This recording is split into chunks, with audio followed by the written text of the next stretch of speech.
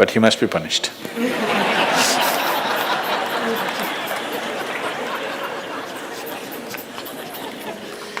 Either by you or somebody, he must be punished.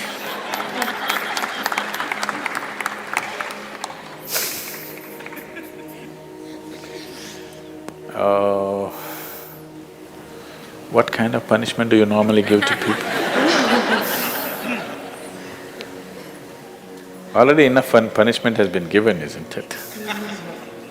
Already it's been given. The ugliness, the nastiness, the silent treatment, everything has happened. So what more punishment you want to give? Your thing is there is no remorse on the other side. There's no remorse on the other side because people are doing what they want to do, not what you want them to do, always. And that may not be in your interest, but they're doing what they want to do. Is it right, wrong? I'm not going into the morality of it. I want you to understand the mechanics of the situation. Somebody is doing what they want to do. Now you think they must be punished. Probably they have not broken any law, otherwise they would be anyway punished. They're breaking an understanding between two people. Probably you misunderstood the understanding. You believed that these understandings are absolute. They are not. Nowhere in the history of humanity or today or in any time in future will human relationships be absolute. Though every person who gets little romantic believes that this is going to be an absolute relationship, there is no such thing about it. A relationship is a variable, always. You have to conduct it on a daily basis.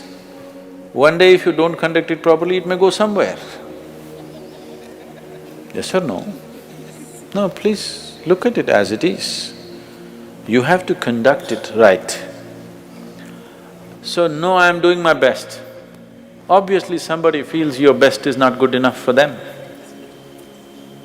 No, I want you to come to terms with this. This is not about… I'm not saying what they're doing is right or wrong, that's not for me to say. All I'm saying is, this is how human beings are functioning for ages and still are. I'm saying, first of all, you need to understand, relationships will never ever be absolute.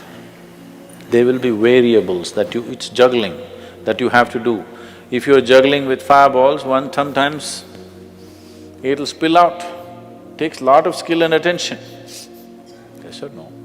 You married, many of you. Doesn't it take a lot of skill and attention? If you don't pay any attention, you don't know what the hell is happening. It takes a lot of attention, isn't it? Someone just called me from some country in Europe and, "Sadhguru, I'm just doing housework, come and save me." Take me away to your ashram, I'm just doing housework. She's washing dishes and stuff. Well, very affluent, but has 4 children. So all the time there is something to do endlessly. And today the maid did not turn up, so you have to wash the dishes. 4 children are there, you got to wash the dishes, you got to wash everything. So I'm saying, you need to understand this. A relationship is a variable reality. It is not an absolute reality. If you want to have an absolute relationship, you must hold relationships with the dead. That's the reason why a lot of people choose God, because it's an absolute. You can handle it whichever way you want. If you didn't think of him for 10 days, and on the 11th day if you think of him, he's still there. You do that to your husband or wife or somebody, then something else will happen. You went away, got busy, forgot about God for 3 years. Again you can think, still there. So if you want to have an absolute relationship, you must… you should not choose human beings. Human relationships are variables, needs lot of attention. So that's why some people decide in their life they don't have the time and the energy to manage such things, so they take another path where there is no such obligation. They close their eyes, they're by themselves, they don't care who is around them, what's around them. So you can't do that.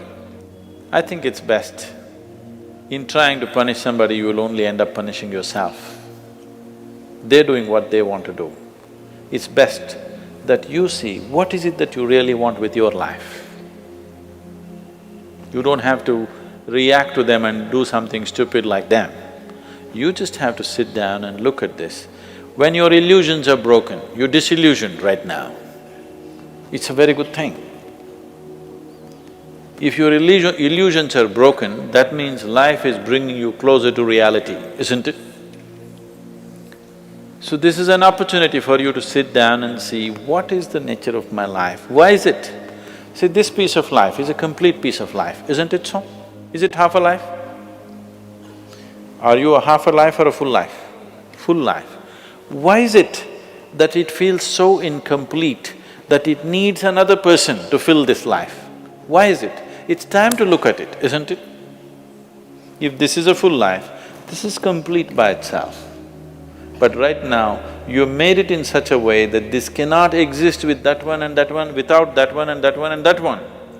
So somewhere it's an incomplete life, or at least it has not realized the fullness of its nature, isn't it? This is a complete piece of life, packed with creator and creation together. Very great combination. If you… this is a time when life knocks at your door like this, it's time you look deeper rather than reacting and trying to fix somebody else. Punishing somebody else is not going to transform your life, not going to make your life beautiful in any way. Some sick satisfaction you'll have for 2 days, after that you'll feel guilty about that also.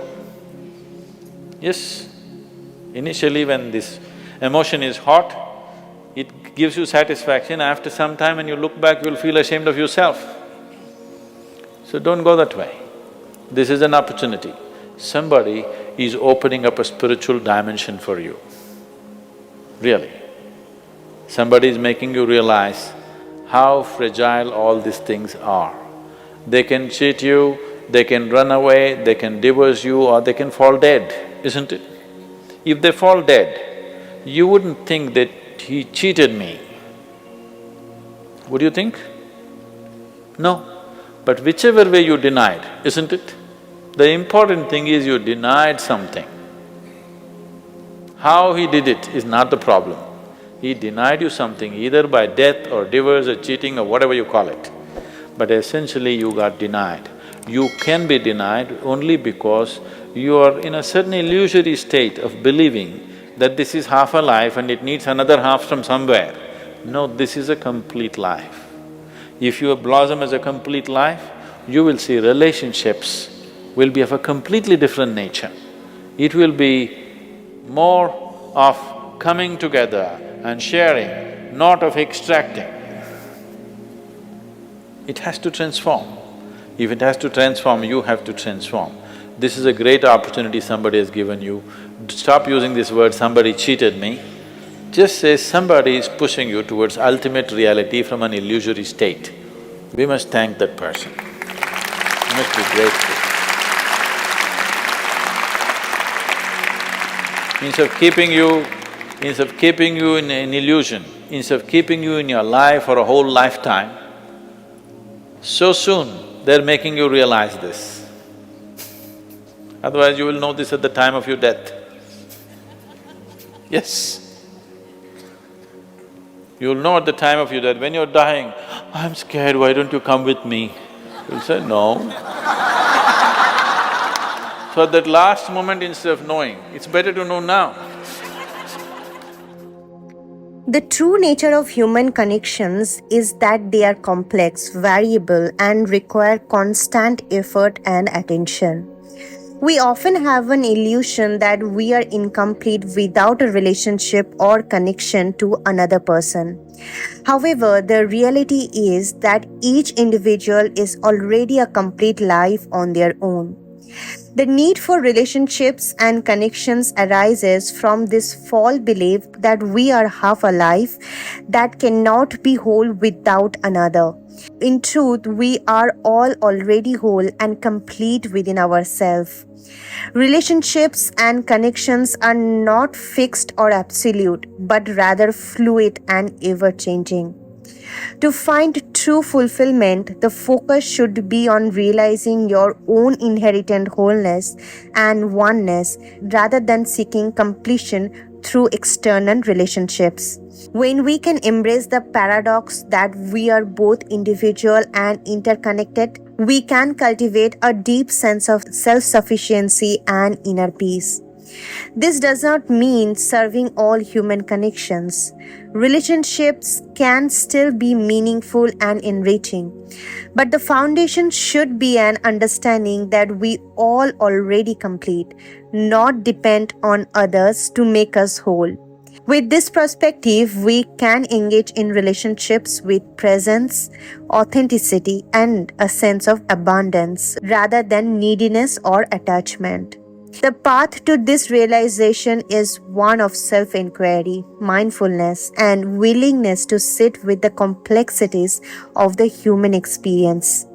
It is about embracing the paradox of our existence, the dance between individuality and interconnections. When we can do this, we unlock a profound sense of fulfillment that is not contingent on external circumstances or relationships. Sadhguru's perspective on human relationships is that they are not absolute or fixed, but rather valuable and require constant attention. And here are some takeaways. Sadhguru explained that the need for a relationship arises because though every individual is a complete life, people are under the illusion that they are a half alive that cannot be without another. He suggests that human behavior and relationships are complex with many variables that needs to fall into place for them to work. Sadhguru empathizes that relationships, like all aspects of life, are not absolute and require ongoing attention and effort. Sadhguru's teachings focus on the idea of oneness and the realization that we already complete within ourselves rather than dependent on external relationships. Sadhguru empathized that human relationships are not fixed or absolute, but rather fluid and ever evolving. He enlightened that importance of giving careful attention to our relationships, recognizing that they require constant nurturing and understanding. It is crucial to remember that each individual is a complex and whole life unto themselves. However, the illusion of incompleteness often leads us to seek fulfillment in another person. Sadhguru challenges this misconception and offers profound insight on finding liberation from the shackles of betrayal and cultivating mastery into our relationships. Thank you for joining us on this enlightening journey into the depths of human relationships with Sadhguru. We hope this video has shed light on the intricacies and dynamics that shape our connections with others. As we conclude this video, we invite you to reflect on the wisdom shared by Sadhguru. Take the time to contemplate and integrate these teachings into your own life. Remember, true liberation lies in understanding the nature of relationships and embracing the fullness of your own being. We genuinely appreciate your presence and engagement. If you found value in this content, we encourage you to explore our channel further. where we will discover more transformative insight and teachings from Sadhguru. Thank you for being a part of our community. May you continue to embark on a journey of self-discovery and experience the profound beauty of authentic relationships. Until next time, stay inspired, stay curious, and keep embracing the wisdom that leads to true liberation. Namaskaram.